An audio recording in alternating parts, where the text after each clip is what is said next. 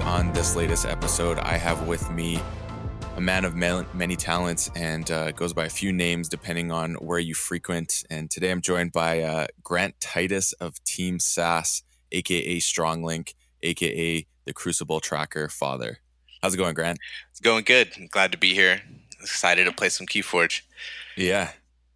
All right, so let's jump right on into it. Why don't you tell me about this deck you're playing tonight? Because it's a very unique deck and it has some really cool aspects to it. Yeah, this is a deck that I used at the last Vault Tour that we just had. And I love this deck a lot because it shows things that are special about KeyForge, about how every deck is unique. This is a very unique style of play where you have Quixelstone, Triple Fangtooth Cavern, and in a Worlds Collide environment where creatures are really powerful, the board presence is really important. This changes every single game, throws your typical strategies out the window, and creates some really interesting and unique situations that forces your opponent to think on their feet. Like, how can my deck adapt to play this sort of style? So it's really cool and fun. Yeah, it looks really cool and fun. A lot of artifacts in it too, I notice, which is kind of cool. So today I'm actually jamming emphatically Gray Haruki. I know you couldn't say your deck name, fair enough. Yeah, Sentai. No idea what it is. Yeah. And this deck I have, and I find it kind of interesting because it has the Lord Invidious Collar of Subordination and in Obsidian Forge, which is kind of a cool combo to have. And then it also has Poltergeist, which I didn't think about, but yeah, that's going to maybe come in handy against our deck. And then it just has some fun stuff in the other houses. I mean, ways to archive. You got I really like the Star Alliance. Again, it's got Tachyon Pulse, which can be helpful. And I'm gonna be honest, I didn't actually choose this based on this. This is like the best counter. Perfect. And I swear I didn't choose it on those. I actually chose it because I thought the Lord Invidious aspect would be kind of cool with a low creature count. So definitely. That was my main reason. And then I'm now looking at it, I'm like, this actually may work out kind of good against you. So yeah, why don't we just jump right into it and see how this goes.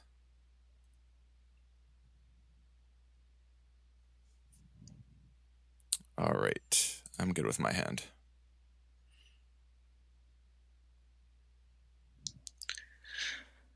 All right.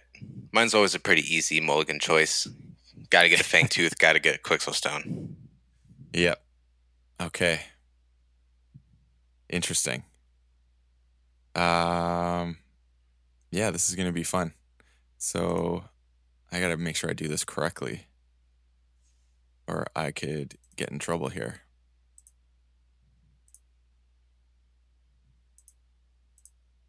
I also got the ideal start for mine too.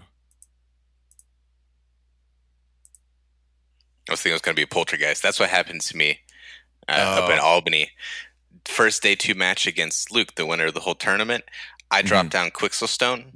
He drops down Poltergeist immediately after the very beginning of the game. Oh, no. That was pretty painful. Okay, so while you're plotting your turn, I'm going to...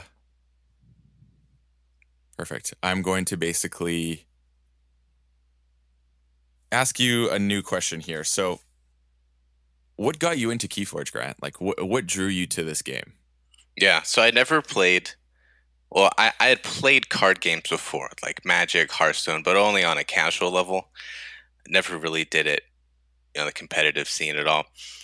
But we have a local game store. It's like a board game cafe here in the city that I live. And I was hanging out there one day, and just the owner of the store said she had this awesome new game, KeyForge, wanted to introduce me to it. And I played it, and it was pretty cool. I liked it, but I like a lot of board games. So it was just one of the many things that I just enjoyed playing.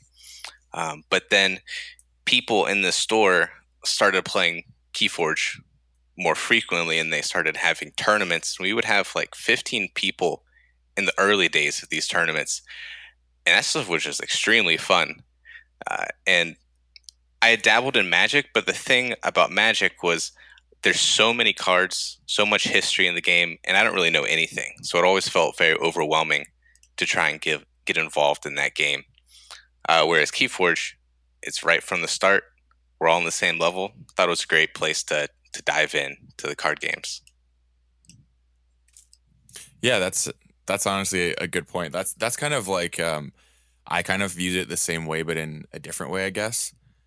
Because I was thinking like, how could like Magic was so far into the mix of what existed that I kind of wanted something that was different in at the beginning of it, so you're right at the start of being able to like experience the growth of the game, Yeah, and that's what definitely. really attracted me to this as well.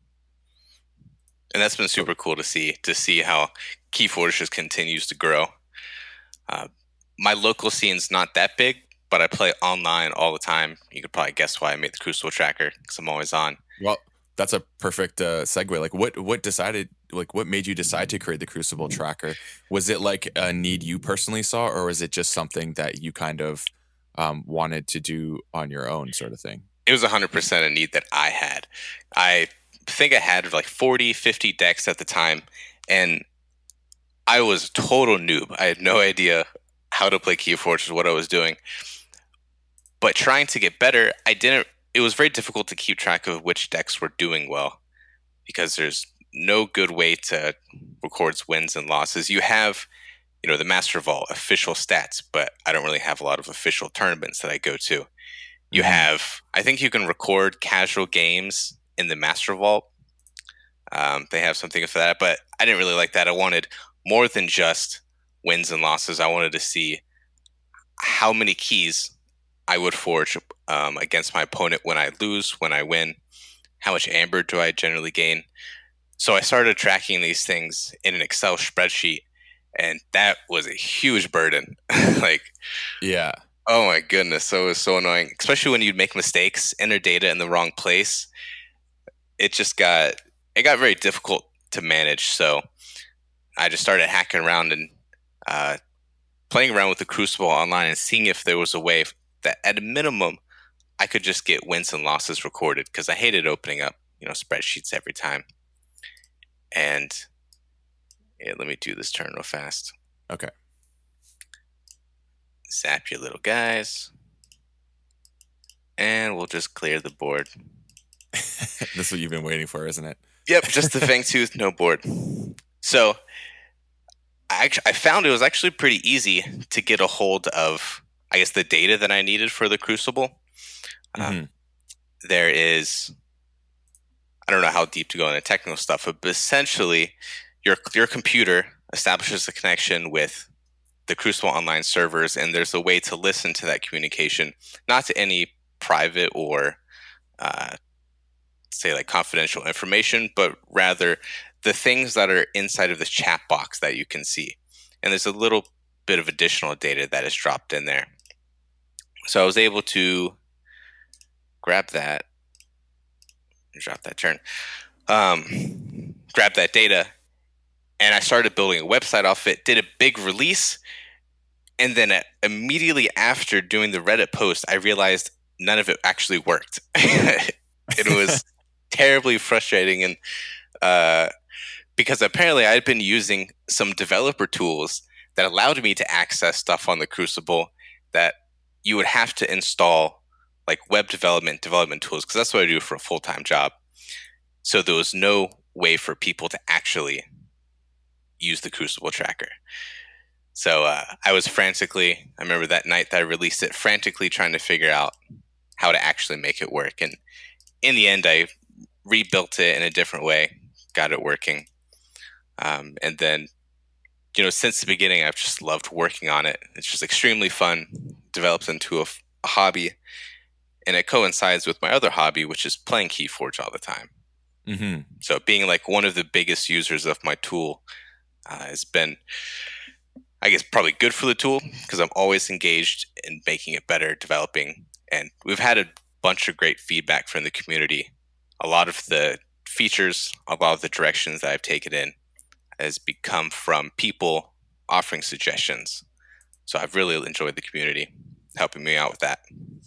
Well, that's awesome. Yeah, and that's one of the great things about KeyForge is that the community is so interactive, and so great at just helping one another and supporting each other's endeavors. It's one of the nicest things about this game, especially coming from other gaming backgrounds and not seeing that as present as it exists here. It's a really nice thing. Okay, so what was the actual first like strategy or card game you played? Was there did you have one? Strategy or card game? Yeah, Um, like I know you said Magic you didn't really get into, but was there like another game that you were kind of into? I guess you could say Hearthstone, but there's not a lot of strategy there. It's just like random. My creature dies, summon a random 3 power creature, and it was just fun and cool. But I was never really big into card games. I loved board games, so big into Twilight Okay. Imperium, Cosmic Encounter, and a bunch of Euro games, but not as much card games. Is that part of the reason why you like KeyForge so much is because it was done by a distributor who basically had the same sort of background in card games a lot? Or sorry, in board games you were playing? That Or probably not is really? just a circumstance, like a coincidence. Right. So I love FFG. Um, so I guess it works out perfectly. You get to support great company. Yeah, that makes sense. Um, so my next question for you is what is your favorite house? Like in KeyForge? I know you've been playing a lot and you've had a lot of experience with different things, but is there a house that you just like love playing above all other houses? In the Or does it always beginning, vary? well, it's changed each set, but in the beginning, it was Brobnar. Just the house was, Really? yeah, the house was kind of bad. Um, I have a deck called Z Who Stomps on Goblins. I've played, I think, around 300 times online with it, and it was just so cool for a person who was just getting into the game. It had double Earthshaker, triple Bumpsy, and I thought that was completely overpowered when a lot of people would be playing, Witch of the Eye, or whatever, all these 3 power creatures, Dust Pixies, and just drop a Earthshaker, destroys the whole board. That was extremely fun. And Hmm. that deck turned out to be not that great in the competitive scene. And it was very difficult for me because I always wanted to play it in competitive, but it would always lose. So it was a constant back and forth struggle. Yeah, fair enough. But nowadays, I think this is probably my favorite house. I love control. I love, making other people's turns not be ideal, messing them up with Stringuntis, which I know a lot of people hate because that card is super Yeah. annoying. But I find that stuff a little fun.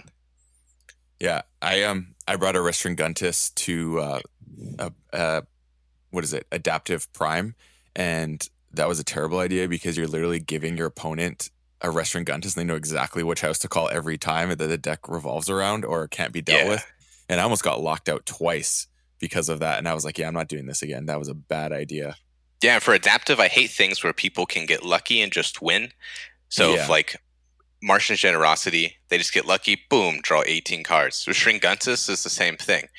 Maybe Hmm. you mulligan, draw into 4 cards of one house, they lock that out instantly, and you just lose right away. And nothing of your fault. You just drew poorly, and they sort of got lucky. That stuff I don't think is very good for adaptive. No, I would agree.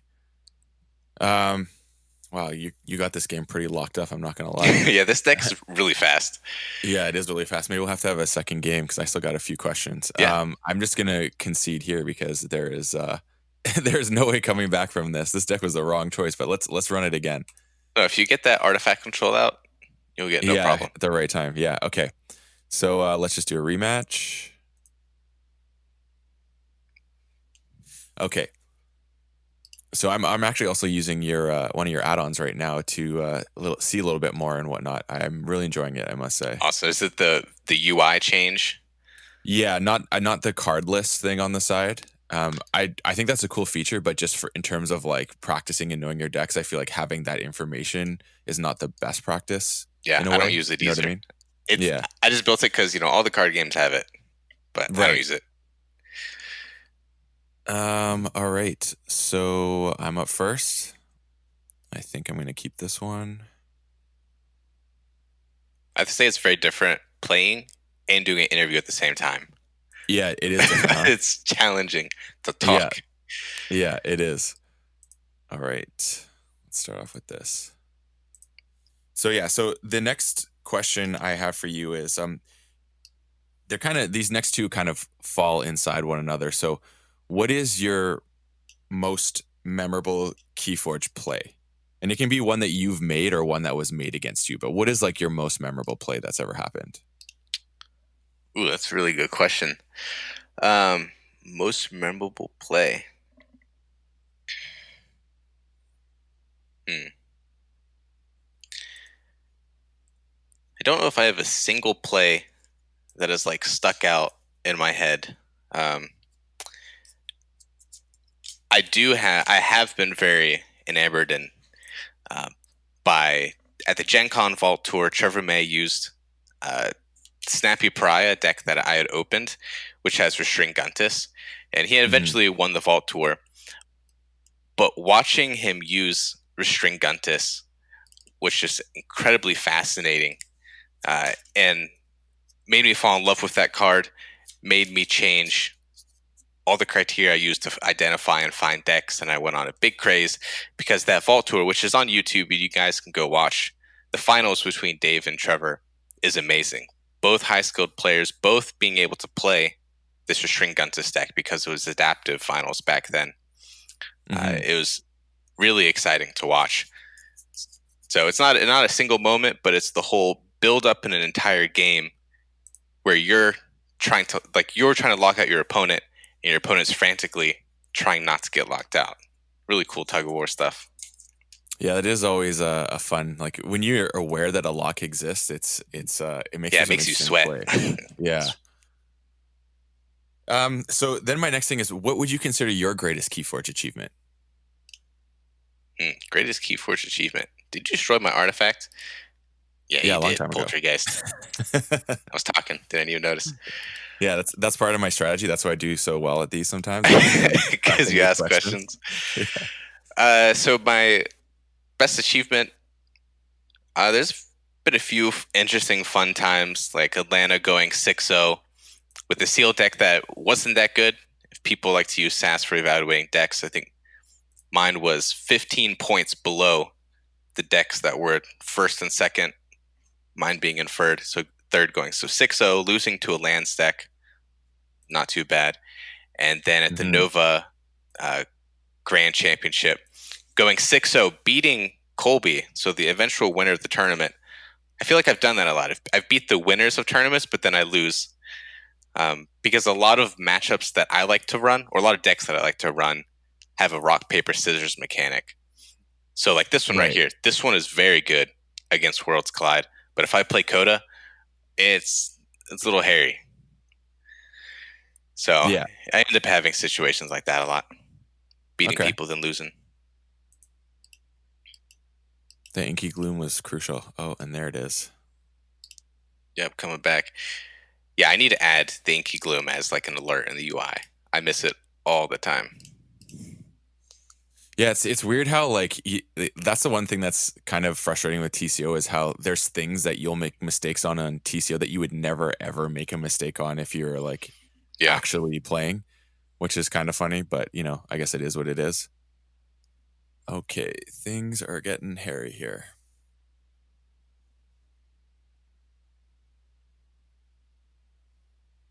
That seems like a good thing to do. Cuz you got some good stuff going on here.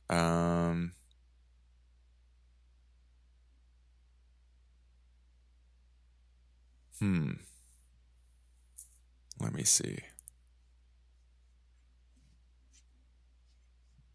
Yeah, that's not going to do it. Okay, so let's. So yeah, this matchup, looking at your deck, my deck likes to slow people down. And so you don't really play cards. You just discard all your creatures, play whatever actions you might have. Yours Yeah, has 11 printed amber, mine 17. yeah. That is a good thing. Makes it harder.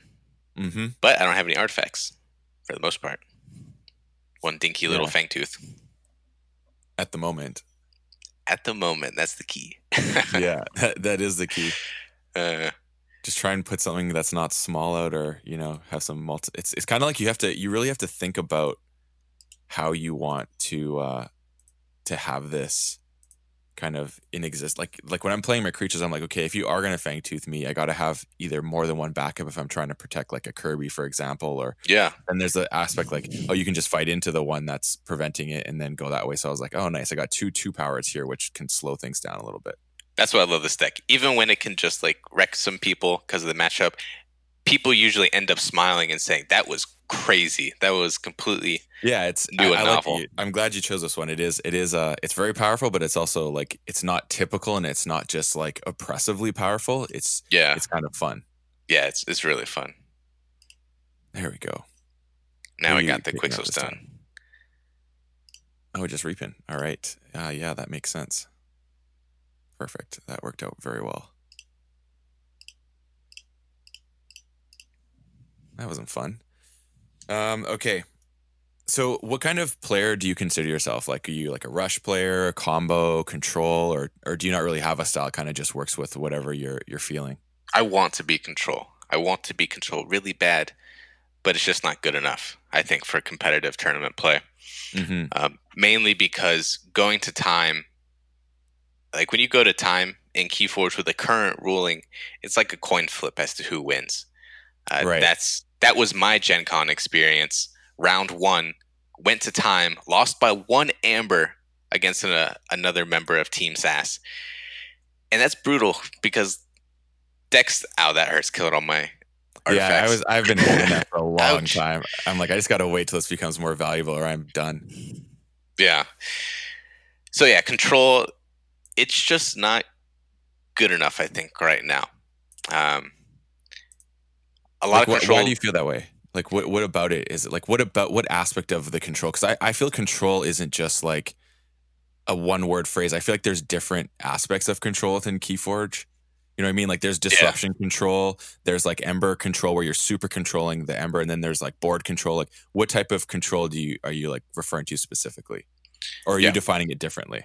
No, there's all those different branches. I think lockout decks are still good. When we see Worlds Collide develop more, we'll probably have more information on it because Worlds Collide doesn't really have Restraint Guntus, so lockout's not as much of a thing. But I used to like really big board heavy, high power creature decks, like the big Brobnar stuff that I talked about. But those decks really extend the game, grind things out, allow you to archive a bunch of stuff, and if you play, say 15 turns, then you could probably win. But in a tournament setting where people go a little slower, think more methodically about stuff, those decks don't always seem to work out. I really Hmm. like disruption decks. I still think they're really good. Like Subtle Chain and Chain Gang is crazy. Let's Yeah, see, I'd agree. kill that guy. Um, so those decks are definitely good. But that's the hard thing about KeyForge. Every single deck is completely different and unique. It just happened to Mhm. be a bunch of the decks I loved in the beginning, I would lose with going to time, which is unfortunate. Yeah, your Fangtooth's still out there. It's just covered by Light of the Archons, right? Yeah, I still have a Fangtooth under the Melina with 5 upgrades.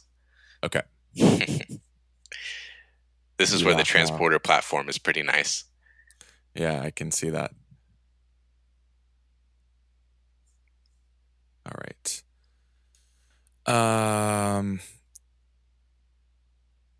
Okay, so this is going to be fun. Oh, I don't like that though.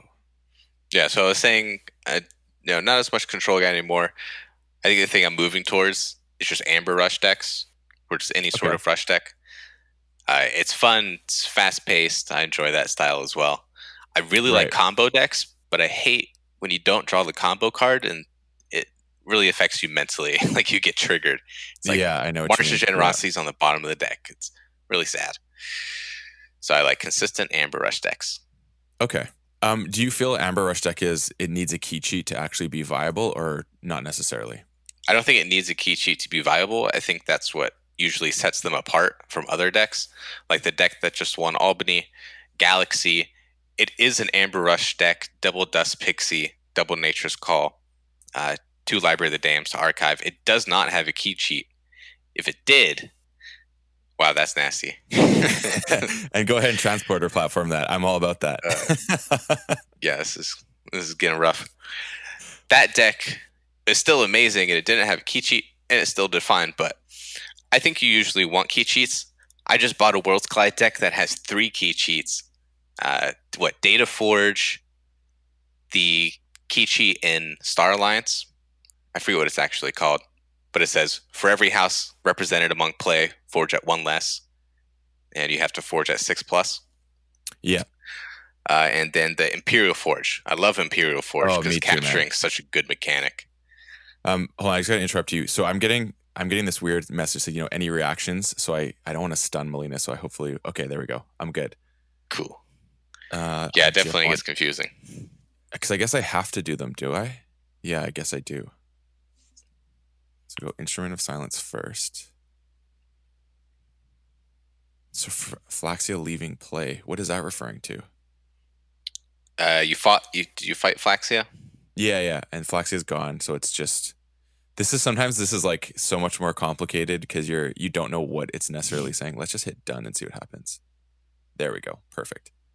That doesn't make sense though, because shouldn't I have to? Oh, you may. Yeah, Stunner Main one. and all that is May. Yeah. Perfect. Okay. That makes things easy. Okay. Perfect. So that's done. And then this last one here. Throw that on there. But yeah, your Fangtooth Cavern is getting things a little bit more hairy now. Only Which having is, one's really sad. I know, that's makes me feel happy though. Really sad. Oh, didn't see that. Okay, and we'll reap there. There we go. Okay, so moving on. This is kind of a question that I find, it's a newer one and I kind of find it interesting, is if you could change one thing about KeyForge, like what would it be? If I could change one thing about KeyForge, the thing that I really want, I don't know, it's not about really the game. I want a way to play online, more like an official way to play. Mm-hmm. The Crucible Online is amazing. I love it.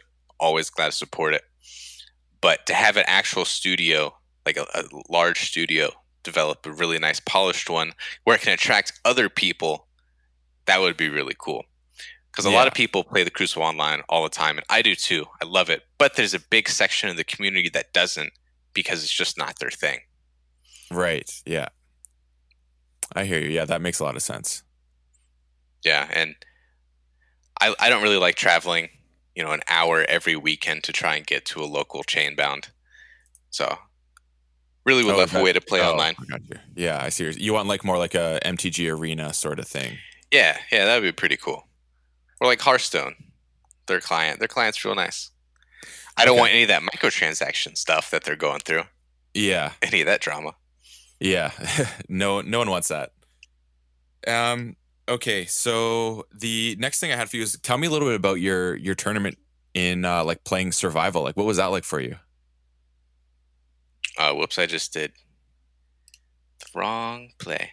That's okay. So doing survival, it was actually pretty awesome. I Like I said before, I like to play decks that lean really well against one matchup.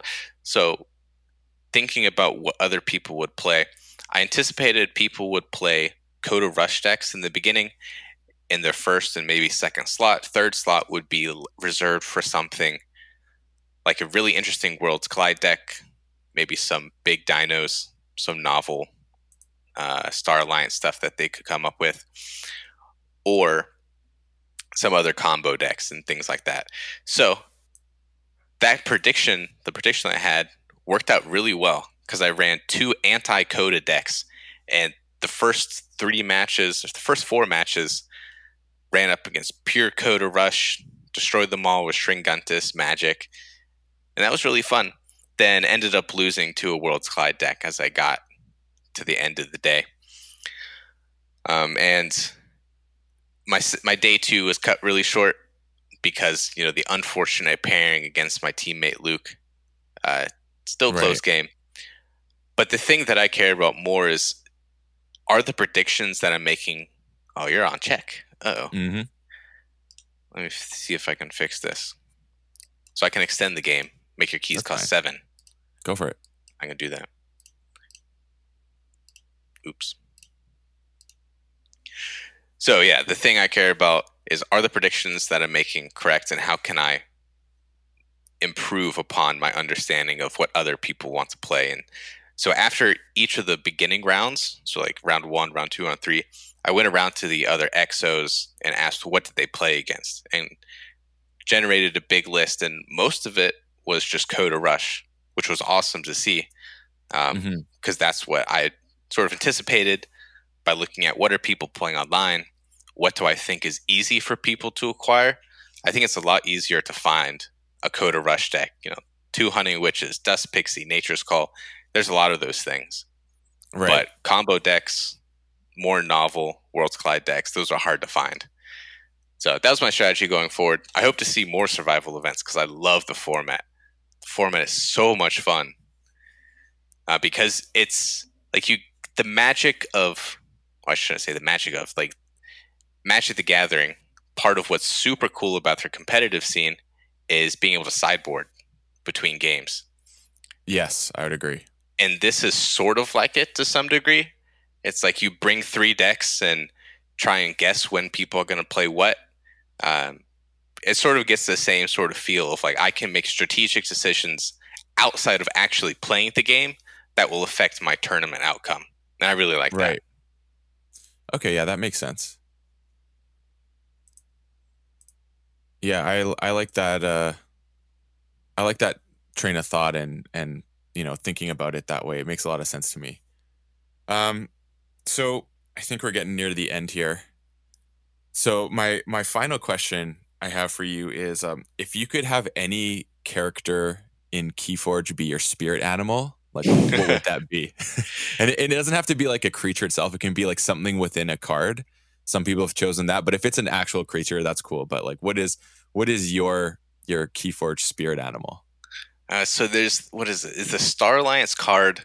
It's the Star Alliance guy that has that big sword. It's like Yeah, Officer. What do you know? Kishi or something? Yeah, yeah. Science Officer Kishi? I love that guy. I love Dude, his me too. ability. I love his art. He's so cool. That's who I, want to identify with. Yeah, I could see that. Before Yeah. before Star Alliance, it was Sanctum. I love Sanctum. I love the cleanness, the good honor, that sort of stuff. Hmm. But Star Alliance, that officer looks amazing. Yeah, I would definitely agree. Do you are you on board with that speculation that you think Brobnar's rotating out and Sanctum's coming in next set? I haven't really been paying much attention, so I don't actually know. Have I you think did that you would hear be about cool. I that? would be glad. No, I haven't heard about that. Yeah, there was a speculation that on one of the Crucible casts they saw like a starter box up on the shelf and then trying to like Oh, discern cool. it that you could see that there was no Brobnar there and it looked like Sanctum was there, which I guess if you're gonna swap out, that makes the most sense in a way for in terms of bodies and sort Yeah. of fighting stuff. No, it's time to get Brobnar out because each Yeah, set man. Brobnar is pretty terrible. It's not that bad at AOA because of the drummer not getting your chieftain, but you cry when you open a Brobnar deck in Worlds Collide Yeah, because it's man, that's just so so true. bad. I love the Yeah. people that try and find good Brobnar decks in World Collide, but on average, they suck, the decks. Yeah, it's So, true. There's some outliers, of course, in everything, but yeah, you are definitely feeling sad when you open those. real sad. Yeah. Yeah. So, where can people find you if they're looking to connect with you in any sort of way? I mean, obviously, support Grant through his Crucible tracker because if you're not using it, it's a great resource on many different levels. So, I highly recommend that. But if you want to just reach out and chat with him, well, what would you? Yeah, so Where can you people can find find you? me on Twitter, Grant Titus KF. You can find me on Discord. My Discord is just Grant Titus. I hang out in the Dexa Keyforge Discord, uh, obviously because I'm on Team SAS, so I'm there all the time. Hmm. So reach out to me there, or find me on the Crucible because I'll be online frequently. Strong Link is the username. So join a game, ask to play an adaptive, ask to play against specific decks. I love to help people prepare for vault tours and make decisions on what decks and deck orders. So feel free to reach out. Awesome. Thanks so much for coming on today, Grant. It's been awesome chatting with you. Like, I really enjoyed playing with you when we were in Vegas and obviously chatting briefly, I think, Yeah, when that we was were fun. in Nova. But yeah, I was really excited to get you on here just because you created the Crucible tracker. And I think it's a resource that is very handy to just kind of see how your deck's doing online, and all the stats that you've integrated into the system is a great tool if you're into that analytical side of kind of analyzing your gameplay. So thank you for that. And I'm sure the community appreciates it as well. Yeah, that's the fun of KeyForge, figuring out Yeah, what your deck is and how it works. indeed it is. So as always, everyone, may your ember never be stolen and you forge your keys promptly. Have a good one.